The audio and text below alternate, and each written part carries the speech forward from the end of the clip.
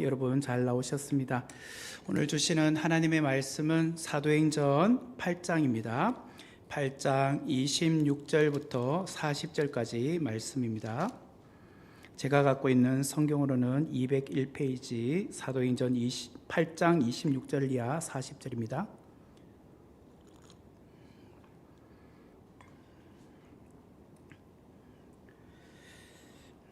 제가 봉독해 드리겠습니다.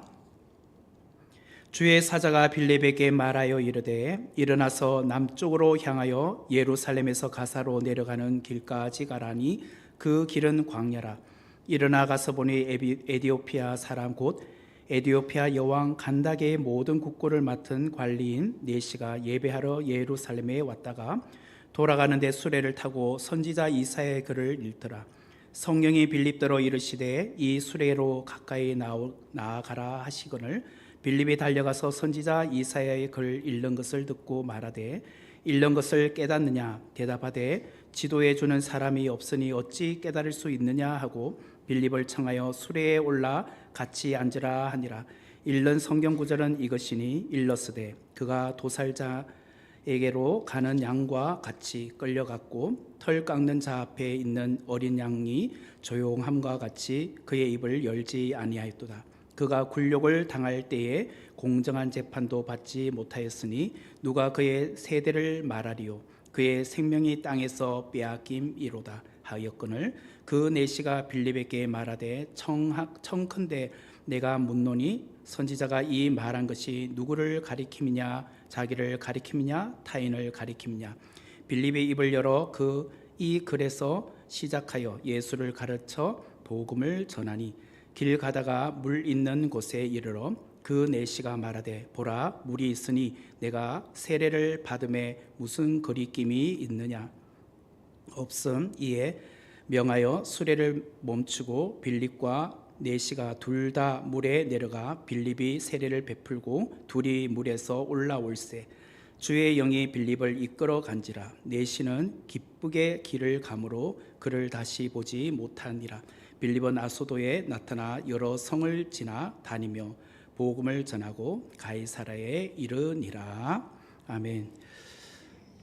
오늘은 사도행전 8장 26절 이하 40절의 말씀을 중심으로 성령의 이끄심이란 제목으로 귀한 은혜를 나누겠습니다. 성령의 이끄심. 지난 시간에 우리는 성령의 사람입니까? 라는 제목으로 귀한 은혜를 함께 나누었습니다. 어떤 사람이 성령의 사람이라고 말씀을 드렸나요? 기억나시죠? 모르면 제가 다시 한번 말씀드리도록 하겠습니다. 어떤 사람이 성령의 사람이냐? 우리는 흔히 은사를 가진 사람, 그런 사람을 성령의 사람 아닌가라고 생각을 하잖아요. 예를 들자면 방언을 하거나 예언을 하거나 신유의 은사를 가진 사람이 성령의 사람 아닙니까? 라고 우리는 말을 할 때가 있습니다. 그런데 반드시 그렇지만은 않습니다. 방언을 못해도 예언이나 신유의 은사를 가지고 있지 않아도 저분 성령의 사람이구나 라는 것을 알 수 있는 방법이 있습니다. 그것이 무엇이냐? 성령님께서 말씀하실 때에 즉각적으로 순종하는 사람이 성령의 사람입니다. 제가 뭐라고 했죠? 즉각적으로 순종하는 사람. 성령님께서 말씀하실 때에 즉각적으로 순종하는 사람이 성령의 사람입니다. 내 생각과 내 이성과 너무나도 다른 성령 하나님께서 말씀하실 때에 우리는 즉각적으로 순종하는 것이 쉽지 않잖아요. 그러나 성령의 사람은 즉각적으로 순종을 합니다. 내 것을 내려놓고 성령님의 이끄심에 즉각적으로 순종하는 사람, 그 사람이 누구냐? 성령의 사람입니다.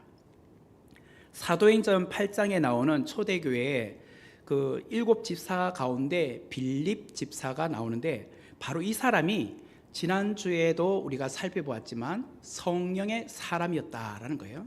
그래서 오늘도 이어서 성령의 사람 빌립에 대해서 우리가 조금 더 구체적으로 살펴보기를 원하는데, 오늘은 특별히 성령의 이끌리심에 의하여 어떻게 이 빌립이 나아가고 있는지에 대해서 살펴보기를 원합니다.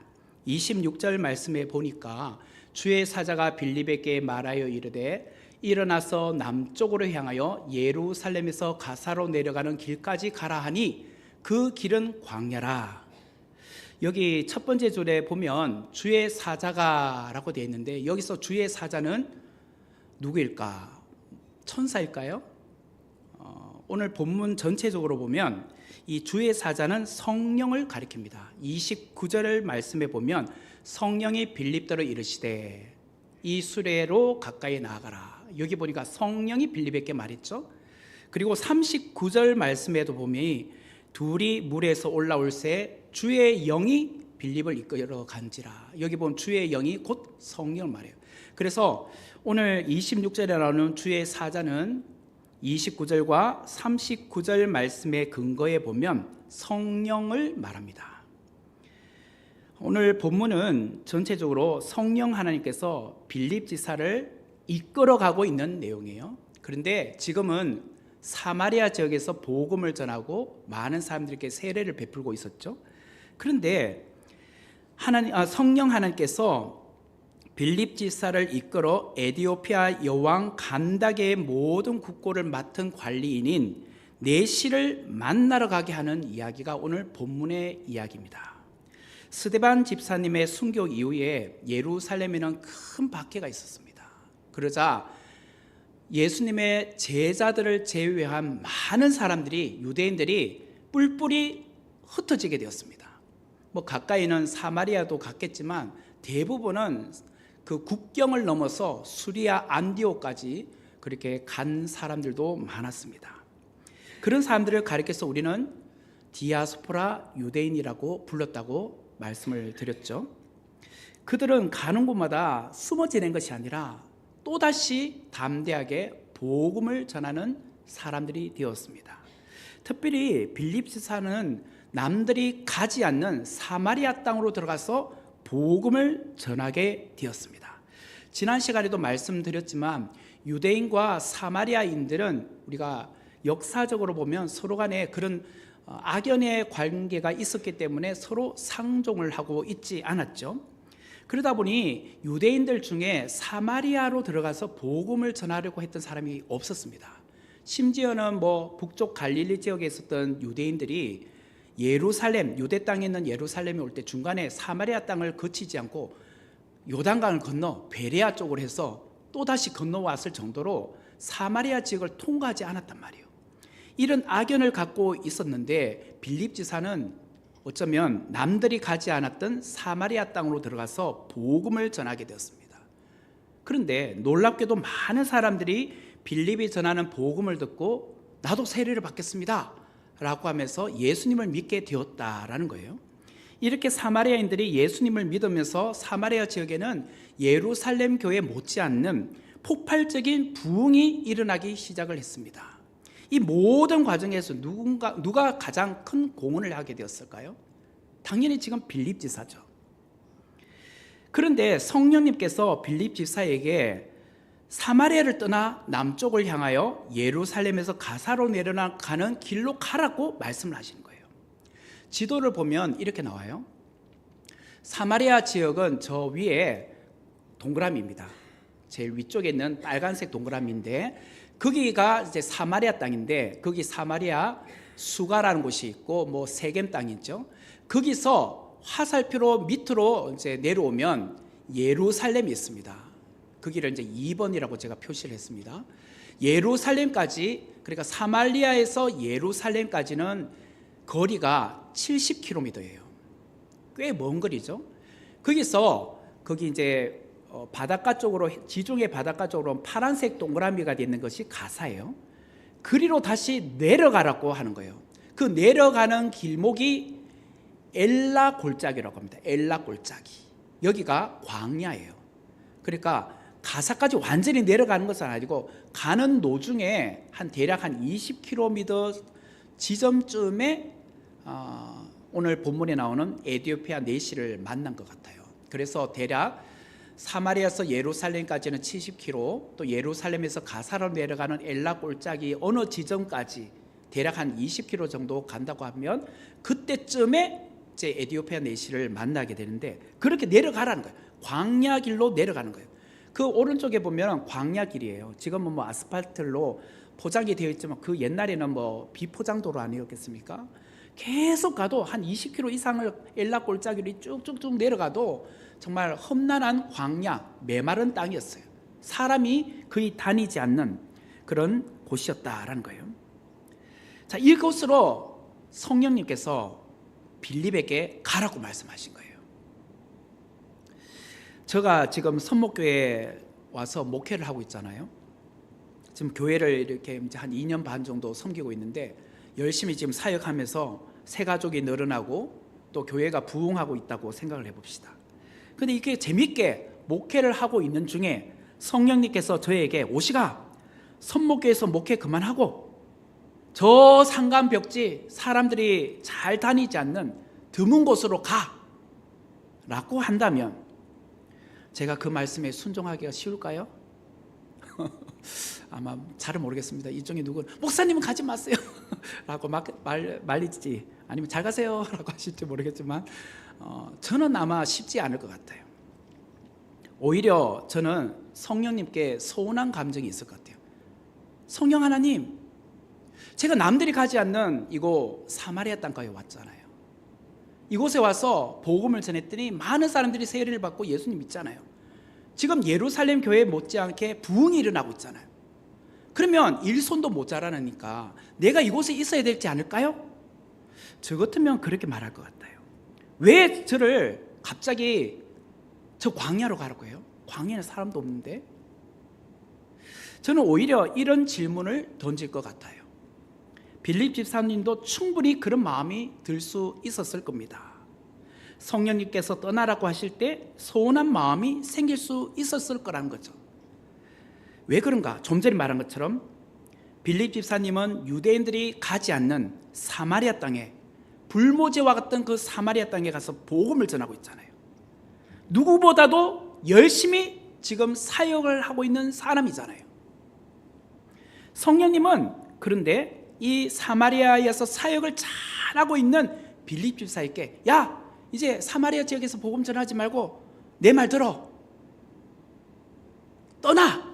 근데 그 길은 26절 마지막에 보니까 광야야 라고 말씀하셨단 말이에요. 광야야. 광야는 좀 전에도 말한 것처럼 인적이 드문 곳이죠.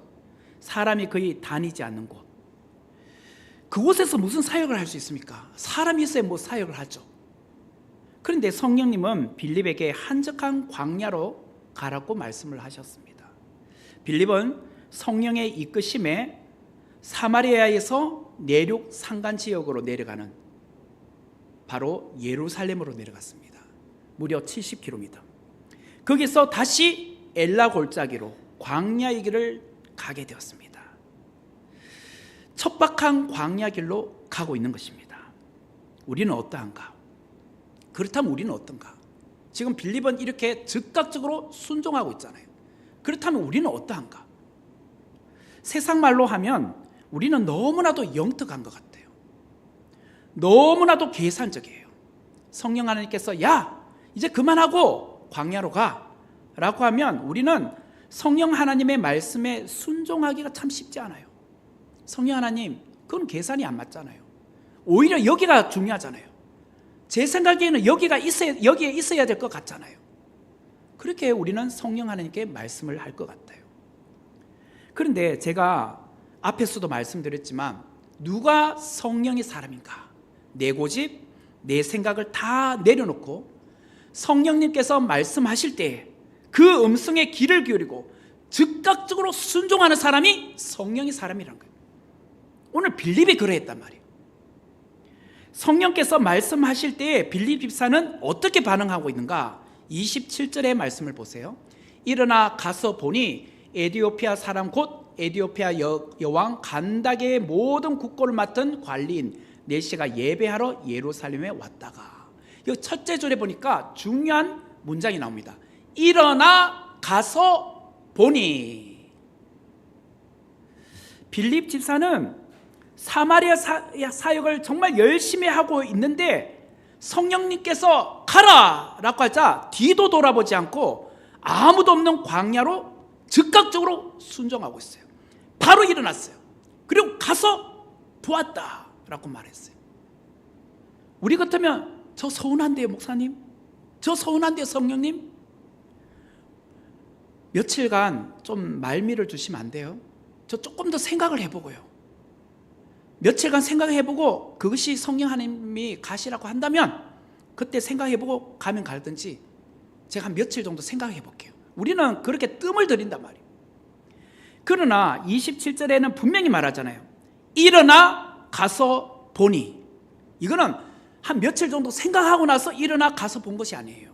즉각적인 순종이에요.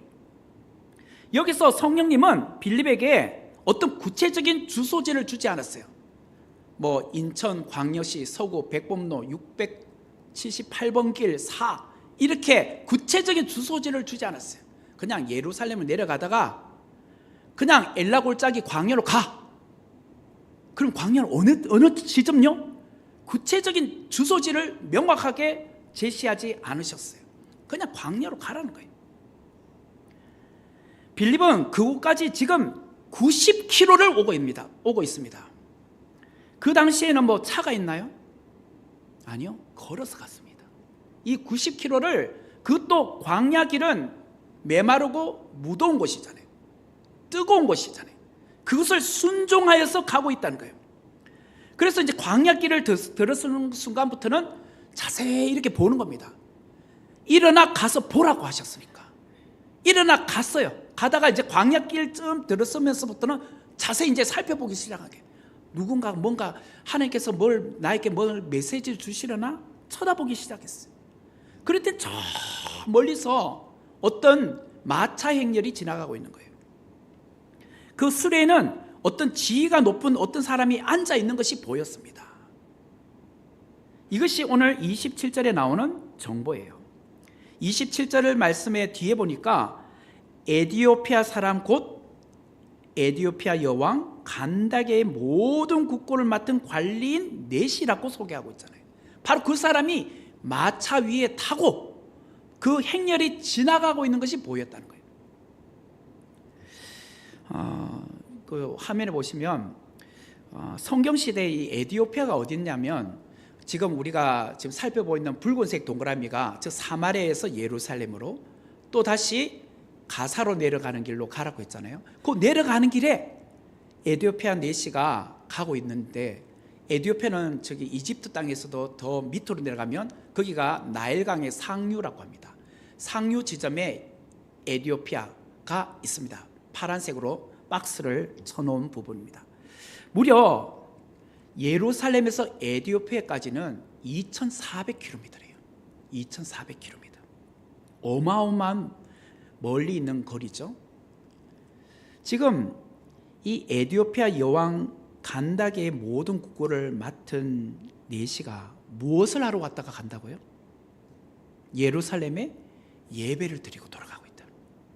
예배 드리기 위해서 편도 2,400km를 온 겁니다. 지금처럼 뭐 비행기를 타고 온 게 아니라 마차를 타고 온 거예요. 마차를. 수레를 타고 오는 거예요.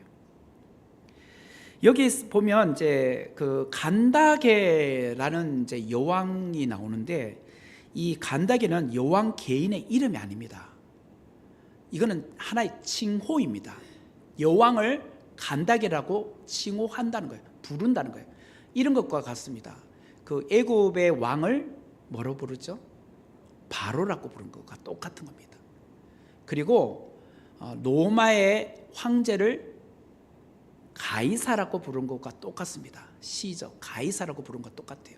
마찬가지로 에디오피아의 여왕은 간다게라고 부른 겁니다. 사실은 아들이 왕이 되면은 사실 그 아들은 형식적인 왕의 칭호를 받고 있었을 뿐이고, 이 에디오피아는 어머니가 대리 청정을 했다고 합니다. 어느 정도 성장할 때까지. 그래서 그 어머니가 대리 청정하면서 여왕이라고 호칭이 불려졌다는 거예요. 그래서 그 여왕을 가리켜서 간다게, 애굽어로 말하면 바로라고 불렀다는 거예요. 그 사람의 모든 국고를 맡고 있었던 사람의 내시가 예루살렘까지 왔다가 다시 예배를 드리고 돌아가고 있는 중이었다는 거예요. 이걸 보면서 우리는 참 우리 자신을 봅니다. 오늘 금요 예배 때 시간에 여러분 참 귀하게 발걸음하셔서 이곳까지 나오신 거 너무 감사하게 생각합니다. 제가 나올 때 보니까 영상 1도였습니다. 오늘 생각보다 날씨가 많이 쌀쌀했습니다. 우리는 조금만 추워도 여기서 한 1km? 2km 지점에 살고 있는 우리들도 오기 싫어하잖아요. 그죠? 제가 이게 봄양 아파트 사는데 보니까 한 2.5km 정도 되나? 그 정도 되는 거리도 교회 오는 것을 참 버거워하잖아요. 그런데 이 간닥의 내시는 거기 에디오피아 내시는 2,400km를 수레를 타고 예배드리러 왔다. 이런 간절함이 왜 우리에게는 없을까요? 참 너무 아쉬운 것 같아요. 특별히 지금 우리가 사순절을 보내고 있는데 어쩌면 더 간절하게 하나님 앞에 나와 예배를 드려야 되는데 우리에게는 이런 간절함이 너무 없는 것 같아서 참 마음에 아쉬움이 있습니다. 어떻게 되었든 당시 유대인들의 시각으로 보면 이 복음이 전해지기 어려운 대상이 누구였냐면 이방인들이잖아요. 오죽하면 유대인들은 이방인들을 개처럼 취급을 하지 않았습니까? 그리고 그 당시에 세상의 끝이라고 하면은 바로 이곳 에디오피아도 세상의 끝이라는 그 곳이었습니다. 우리가 흔히 스페인도 그 당시에는 세상의 끝이라고 했지만 이곳 에디오피아에도 세상의 끝지점이라고 유대인들은 생각을 하고 있었다라고 합니다. 이처럼 이방인이요 세상의 땅끝이라고 하는 에디오피아 사람이 하나님 앞에 예배를 드리기 위하여 예루살렘까지 방문했다가 이제 그 예배를 마치고 자기의 고국으로 돌아가고 있었습니다. 이 사람은 좀 전에 말한 것처럼 이방인입니다. 근데 이 사람이 왜 그러면 이곳 예루살렘까지 왔을까? 유대교에 관심을 갖게 되었기 때문인 것 같아요. 아마 성경이 이 사람에게 어떻게 루트를 통해서 주어졌는지는 모르겠지만 이 유대교에 대해서 관심이 있어서 예루살렘에 가서 예배를 한번 드려보고 싶다. 그런 간절함을 갖고 국가의 그런 고위 공직자잖아요. 그러니까 여왕에게 허락을 맡아야 되지 않겠습니까? 허락을 받아서 지금 예루살렘까지 온 것 같아요. 빌립은 성령의 이끌리심에 광야로 내려가던 중에 에디오피아 여왕 간닥의 모든 국고를 맡은 관리인 네시의 마차 행렬을 보게 되었습니다. 28절의 말씀을 보면 돌아가는데 수레를 타고 선지자 이사야의 글을 읽더라. 에디오피아 네시는 움직이는 그 마차 위에서 선지자 이사야의 글, 오늘 우리로 말하면 이사야서를 읽고 있었습니다. 여러분 이 장면을 한번 생각해 보세요. 지금 수행원들이 그분들은 이제 걸어가든지 아니면 개 중에 이제 높은 사람은 말을 타고 호위하면서 가고 있었겠죠. 근데 지금 에디오피아 내시는 마차에 몸을 싣고 가고 있습니다. 광야길이니까 포장도로가 아니잖아요. 울퉁불퉁할 거 아닙니까? 그 위에서 두루마리로 된 이사야서를 펴가지고 드릉드릉 움직이는 중에 이렇게 읽고 있는 중이에요. 가다가 보면 쿵쿵 그런 상황에서 지금 이사야서를 읽고 있습니다. 자, 여러분 이 장면을 생각하시면서 어떤 생각이 들까? 저는 이런 생각이 봤어요. 자신의 고국으로 가면서 이렇게 성경을 읽을 정도로 간절함을 갖고 있었을까?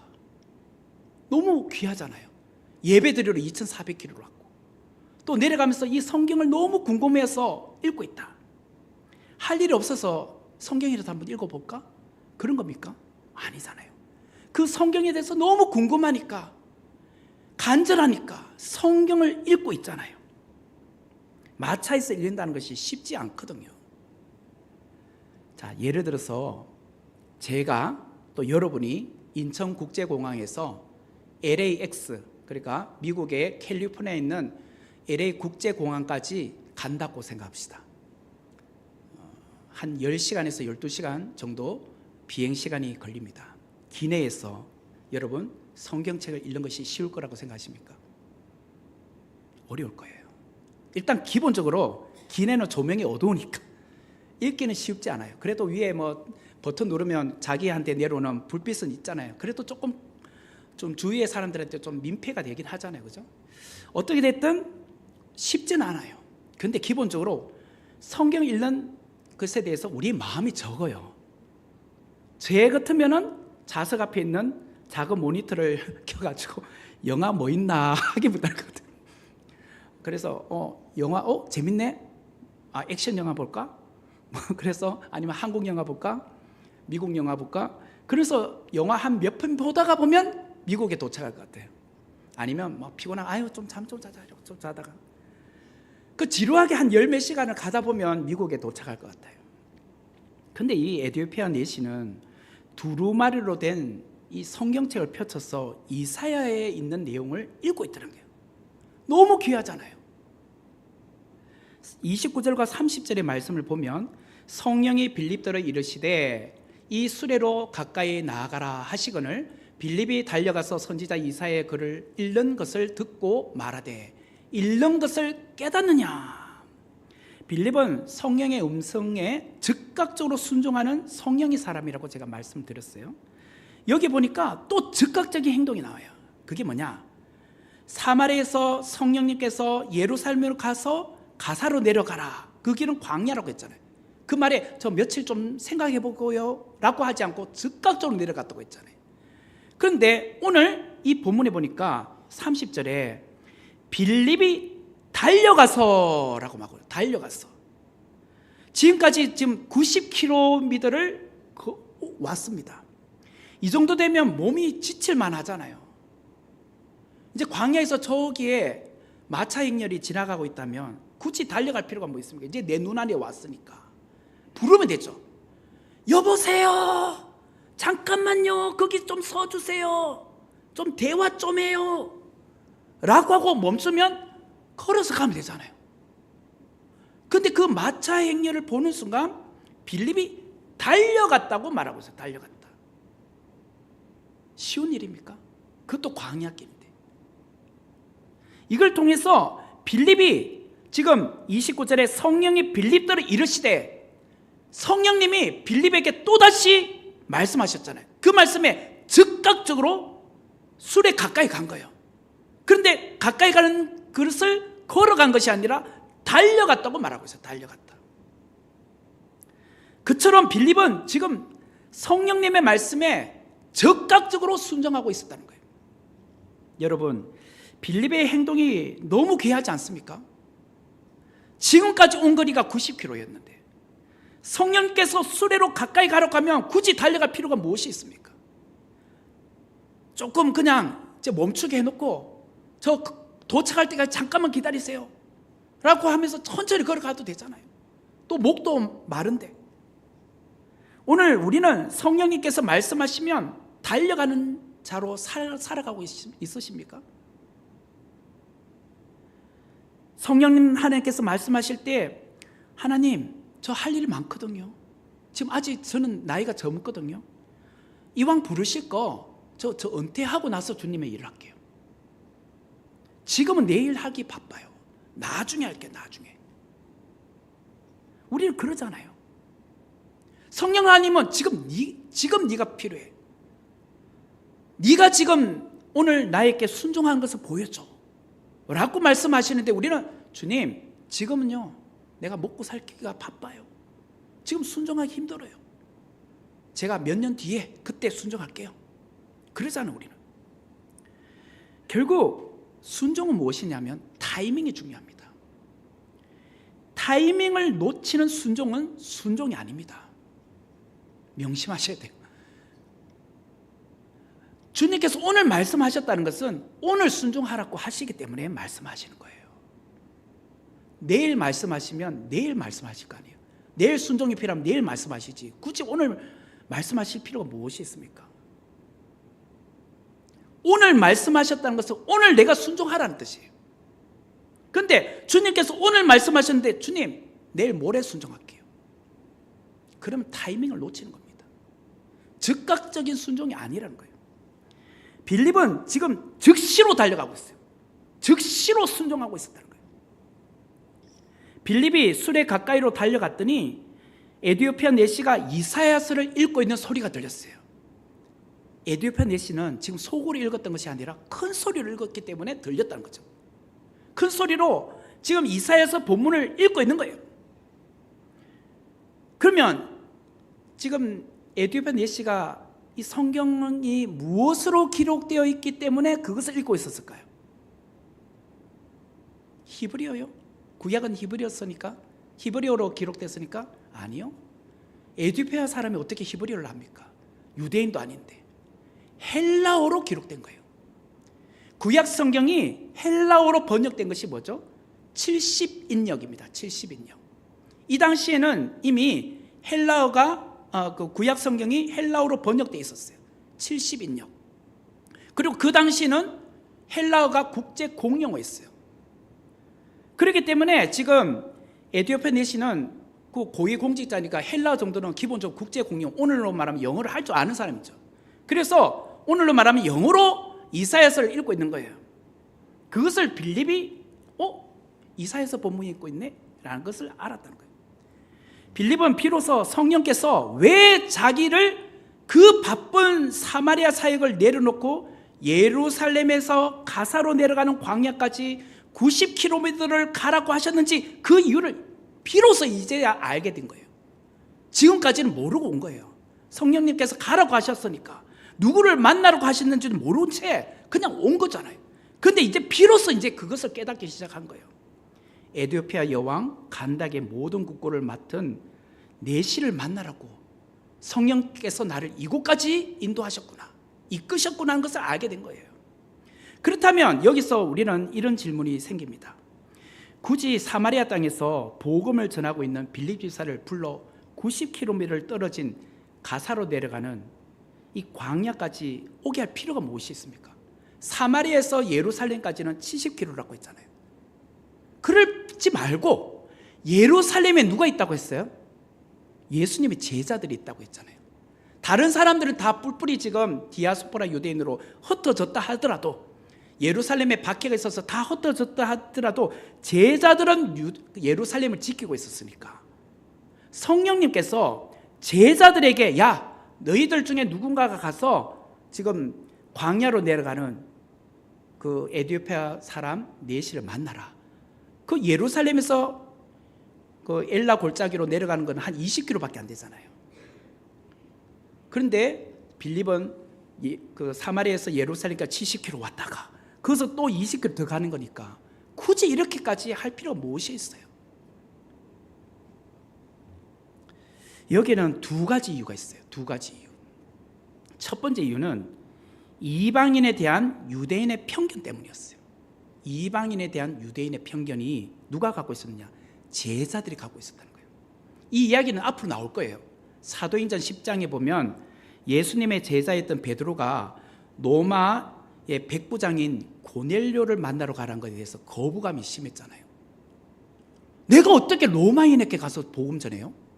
이방인에게 왜 가요? 제가 유대인에게 가라면 내가 가겠는데 왜 굳이 이방인에게 가서 복음 전해야 됩니까? 이게 베드로만 그랬던 것이 아니라 제자들, 유대인들이 똑같이 생각을 하고 있었다는 거예요. 그래서 오늘 예루살렘에 있었던 제자들 중에서 가라고 한 것이 아니었다는 거예요. 그리고 두 번째 이유는 예수님의 제자들은 한 번도 해외 땅을 밟아본 적이 없잖아요. 다시 말하면 히브리파 유대인들이에요. 오늘로 말하면 한 번도 외국어를 써본 적이 없는 사람이에요. 헬라어를 모르는 사람들이에요. 그러나 제자들이 아니라 일곱 집사, 사도행전에 이제 나오는 일곱 집사들은 지난번에도 제가 말씀드렸지만 7명의 그 집사님들이 다 이름이 헬라식 이름이라고 했잖아요. 헬라식 이름이라는 뜻은 이분들은 기본적으로 헬라어를 할 줄 아는 사람들이었다는 말이에요. 오늘로 말하면 김오식이를 예를 들자면 뭐 영어식 이름도 같이 쓰는 사람들이었단 말이에요. 외국물을 먹어본 사람들이에요. 근데 베드로는 헬라어를 모르잖아요. 요한도 헬라어를 모르잖아요. 그런 사람들을 불러서 자, 내시를 만나라고 하면 내시를 만났을 때 내시는 지금 영어로 말하는데 베드로는 영어를 몰라가지고 I am sorry, I don't understand 뭐 이러고 있으면 안 되잖아요. 그래서 기본적으로 헬라어를 할 줄 아는 사람을 불러야 되잖아요. 그런데 그러면 빌립 외에 다른 집사님은요? 스데반은 순교하셨다 하더라도 나머지 6명 중에 다른 집사님도 있잖아요. 제가 말했잖아요. 예루살렘에 큰 박해가 있어가지고 다들 흩어졌잖아요. 아마도 그 중에 많은 이제 다른 그 집사님들은 더 멀리 가신 것 같아요. 더 멀리 복음 전하러 간 것 같아요. 근데 이 빌립 집사님은 아무도 가지 않는 사마리아 땅에, 유대인들이 상종하기를 꺼려하는 사마리아 땅 갔잖아요. 그나마 거리가 좀 가까운 곳에 간 거죠. 그래서 빌립 집사에게 야, 네가 가서 좀 만나라고 하셔서 성령님께서 그를 부르신 것 같아요. 이거는 전적으로 제 생각입니다. 주석에 어디 나오는 것이 아니라 제 생각이에요. 제 생각. 그렇다고 목사님 말씀 맞는 것 같다 생각하셔도 되겠지만 제 추측에 거의 뭐 틀리지는 않을 것 같아요. 거의 맞을 것 같아요. 제 생각이지만 성령님은 빌립에게 마차로 가까이 가라고 했습니다. 빌립은 즉각적으로 순종하여 그 마차가 있는 곳을 향하여 달려갔습니다. 에디오피아 내시는 큰 소리로 70인역 성경으로 구약 이사야서 53장 말씀을 읽고 있는 이 에디오피아 내시의 목소리를 알아듣게 됐어요. 그 내용을 알아차리게 된 거죠. 그래서 빌립 지사가 말하죠. 읽는 것을 깨닫느냐? 이 말은 지금 읽으시는 것을 이해하십니까? 라는 뜻이에요. 그러자 31절부터 33절에 이렇게 나옵니다. 대답하되 지도해 주는 사람이 없으니 어찌 깨달을 수 있느냐 하고 빌립을 청하여 수레에 올라 같이 앉으라 하니라. 읽는 성경 구절은 이것이니 일렀으되 그가 도살장에게로 가는 양과 같이 끌려갔고 털 깎는 자 앞에 있는 어린 양이 조용함과 같이 그의 입을 열지 아니하였도다. 그가 굴욕을 당할 때에 공정한 재판도 받지 못하였으니 누가 그의 세대를 말하리요. 그의 생명이 땅에서 빼앗김이로다 하였거늘. 놀랍게도 에디오피아 내시가 읽고 있었던 성경 말씀은 구약 이사야서 53장 7절 이하의 말씀이었어요. 이 이야기는 고난받는 종에 대한 이야기잖아요. 신약의 메시아에 대한 고난받는 종, 그 이야기를 지금 읽고 있었던 거예요. 자, 그러면 이게 우연입니까? 하필 그때 우연히 그 페이지를 넘어가고 있는 중이었을까요? 우리는 늘 보면 우연이지 라고 하잖아요. 제가 지난 주일 오전 예배 때 그 모세가 태어났을 때 그 부모는 이라는 이야기를 하면서 이게 우연입니까? 라고 했잖아요. 그 까다나이 아기 모세를 갈대 상자에 넣어가지고 나일강으로 흘려보냈는데 하필이면 그때 우연히 바로의 공주가 목욕하러 나왔습니까? 그리고 하필이면 그걸 또 거둬들입니까? 어떻게 그 모든 것이 우연이 될 수 있습니까? 한두 번은 우연이라 할 수 있지만 그 모든 것이 계속 연속적으로 일어나면 우연이 아니죠. 하나님의 섭리라고 했잖아요. 필연이라고 했잖아요. 오늘 이 말씀도 똑같아요. 성령님께서 사마리아에서 복음을 전하고 있었던 빌립 지사에게 광야로 가라. 근데 그 광야에 왔더니 하필이면 에디오피아 여왕 간다게의 모든 국고를 맡은 그 내시가 마차 위에서 읽고 있는 본문이 이사야서 53장이었어요. 이게 우연입니까? 하나님께서 그에게 이 말씀을 읽도록 하신 거잖아요. 그리고 헬라어를 아는 빌립 집사가 그 내용을 알아듣게 하신 거잖아요. 그리고 빌립이 성경 내용을 모르면 어떻게 설명해 줍니까? 본인이 성령 충만한 사람이니까 그 내용을 아니까 내가 그것을 해석해 드리겠다고 한 것 아니에요. 이게 우연입니까? 성령님의 이끄심이죠. 빌립은 그 말씀이 누구를 가리키는지 내가 안다는 거예요. 그러자 내시가 자기 마차에 올라타라고 하잖아요. 그러면서 마차에 올라타서 두 사람이 이제 대화를 나눕니다. 그래서 마차는 계속 움직이기 시작합니다. 그러니까 움직이는 마차 위에서 두 사람의 대화가 계속 진행이 되고 있는 거예요. 35절 말씀에 보니 빌립이 입을 열어 이 글에서 시작하여 예수를 가르쳐 복음을 전하니. 빌립은 예수님을 구약에 예언되어 있었던 메시아라고 설명하면서 그분이 탄생하셨고 공생의 3년을 보내셨고 죽으셨고 부활하셨고 승천하셨다, 이 모든 과정의 이야기를 다 설명을 해준 겁니다. 아마 시간이 꽤 갔을 겁니다. 그러다 보니까 쭉 그 해변으로 내려오는, 가사까지 내려온 길로 쭉 내려오게 된 거죠. 그런 중에 이제 그 내용이 어느 정도 다 끝날 쯤에 보니까 저 앞에 물이 흐르고 있는 것이 보인 거예요. 이것도 우연입니까? 아니에요. 내용을 어느 정도 하다 보니까 메마른 광야에 지나가는 중에 오아시스와 같은 곳이 나타나게 된 거예요. 그러자 이 내시가 말하는 겁니다. 36절에서 38절에 보니까 길 가다가 물 있는 곳에 이르러 그 내시가 말하되 보라, 물이 있으니 내가 세례를 받음에 무슨 거리낌이 있느냐. 37절 없음. 이에 명하여 수레를 멈추고 빌립과 내시가 둘 다 물에 내려가 빌립이 세례를 베풀고. 보세요, 36절에 보니까 길 가다가 물이 있는 곳에 이르렀댔잖아요. 두 사람이 마차 위에서 같이 대화를 하고 가고 있는 중에 이제 물 있는 곳까지 도착을 했다는 거예요. 그러자 갑자기 내시가 야, 내가 세례 받음이 무슨 거리낌이 있느냐. 저 세례 받아도 안 될까요? 예수님 믿고 싶어요. 분명히 이 사람은 2400km를 떨어진 예루살렘까지 온 이유는 유대교에 관련 관심을 갖고 온 거 아니었어요. 아직도 예수님을 모르는 사람이었잖아요. 근데 이제 예수님에 대한 이야기를 듣는 순간 저 오늘부터 예수님 믿겠다는 거예요. 예수님 믿으면서 저 오늘 세례 받겠다는 거예요. 예수님께서 세례 요한에게 요단강에서 물 세례 받은 것처럼 저도 세례 받고 싶다는 거예요. 그것이 무슨 거리낌이 있겠습니까? 저 받으면 안 되나요? 이렇게 말하자 38절에 이에 명하여 수레를 멈추고 빌립과 내시가 물에 들어간 거예요. 침례를 행하게 됐죠. 그래서 빌립이 세례를 베풀었다. 근데 37절은 없음이라고 돼 있잖아요.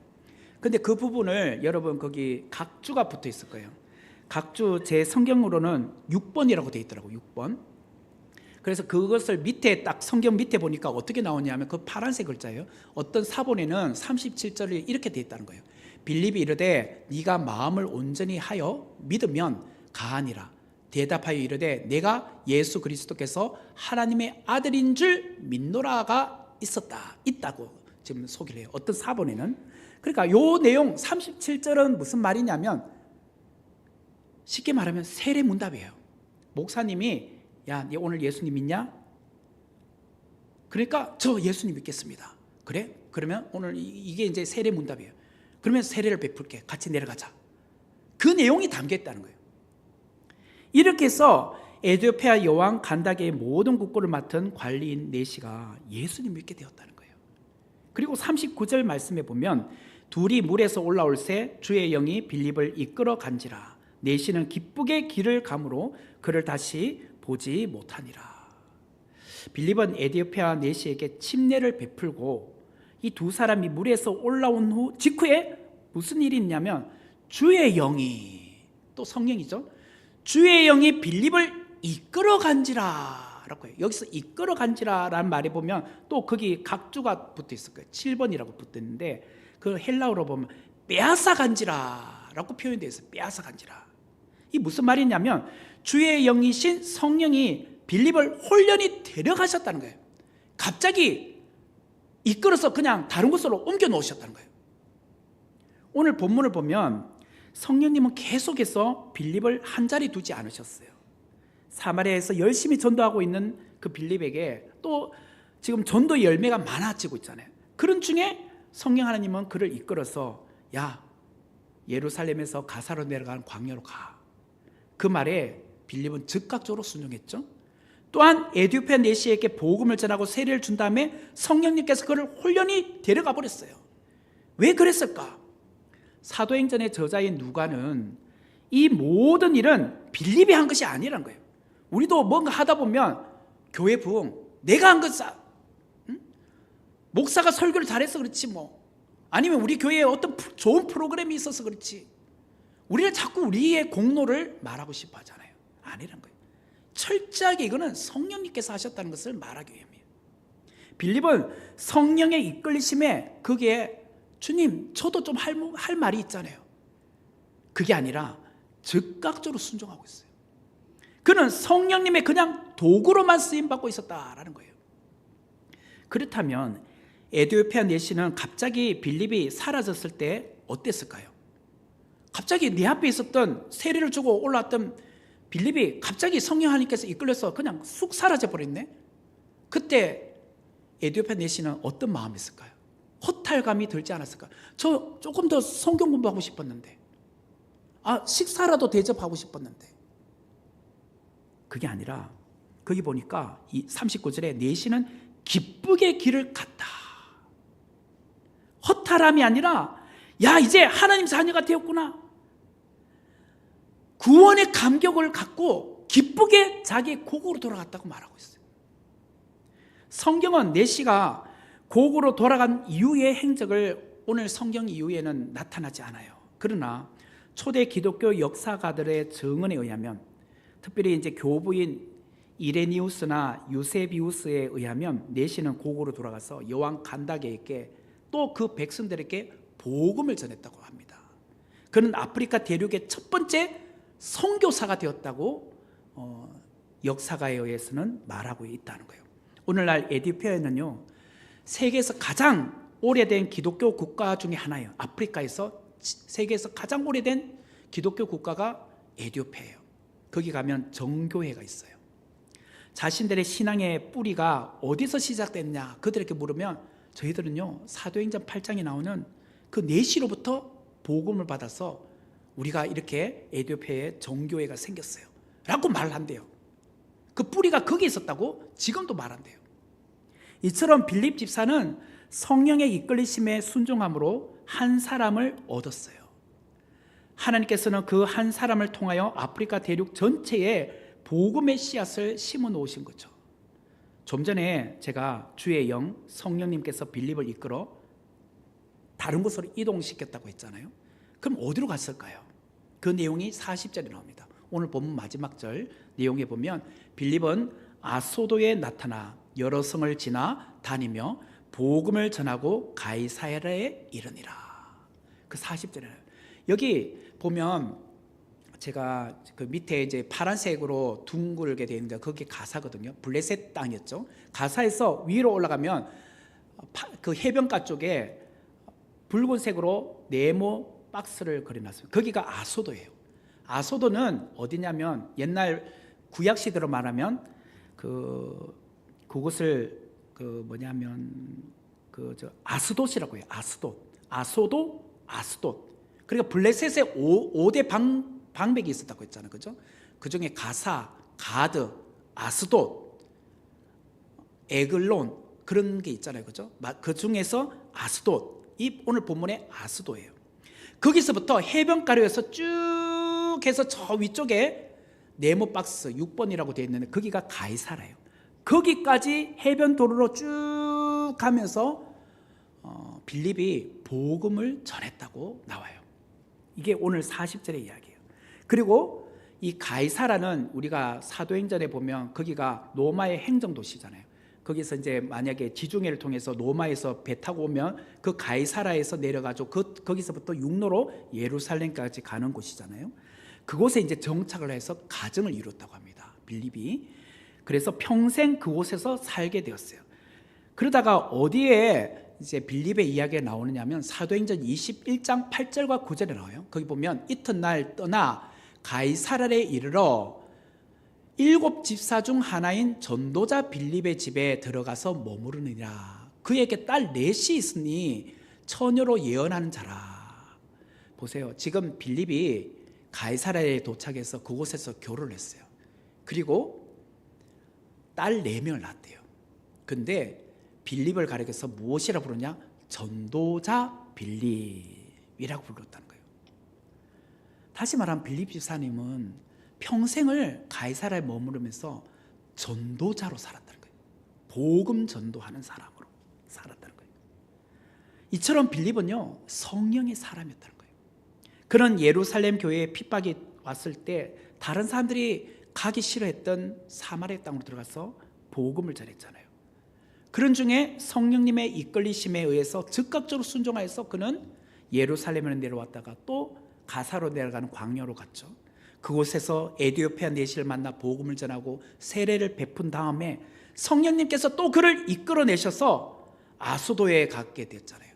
그곳에서부터 가이사라까지 해변을 올라가면서 계속 복음을 전하면서 올라갔어요. 그리고 가이사라에 이제 머무는 기간 동안은 평생을 그곳에서 결혼하여서 전도자로 살았다는 거예요. 이게 빌립의 삶이었다는 거예요. 바라게는 우리 선목교회 성도님들은 성령님의 이끌리심에 순종하는 자가 되기를 바라요. 오늘 빌립처럼 말이에요. 성령께서 가라고 하시면 내 생각과 나의 경험을 다 내려놓으시고 즉각적으로 네, 성령님 제가 순종하겠습니다. 그렇게 말씀하시란 말이에요. 그리고 어디를 가든지 복음 전하는 전도자로 사시기를 바라요. 이런 사람이 누구였느냐? 오늘 성령의 사람 빌립이었다라는 거예요. 그래서 성령의 사람이란 단지 방언받는 사람, 방언으로 말하는 사람, 통변하는 사람, 뭐 어떤 영적인 은사를 받은 사람, 그런 사람을 성령의 사람이라고 말하지 않고 평생 성령님께서 말씀하실 때 즉각적으로 순종하는 사람이 바로 성령의 사람이었던 거예요. 이런 사람이 누구냐? 성령 충만한 사람이라는 거예요. 오늘 우리 모두가 빌립처럼 믿음으로 살아가는 성령의 사람 되시기를 주의 이름으로 축원합니다. 같이 기도하도록 하겠습니다. 하나님, 오늘 주신 말씀 저희들이 평생 마음에 담아 성령의 이끌리심에 순종하는 자로 살기를 원합니다. 성령님께서 가시라고 하면 내 생각과 내 경험을 다 내려놓고 즉각적으로 순종하는 사람이 되기를 원합니다. 어디를 가든지 복음 전하는 전도자로 사는 우리 모두가 되게 하여 주옵소서. 예수님의 이름으로 기도하옵나이다. 아멘.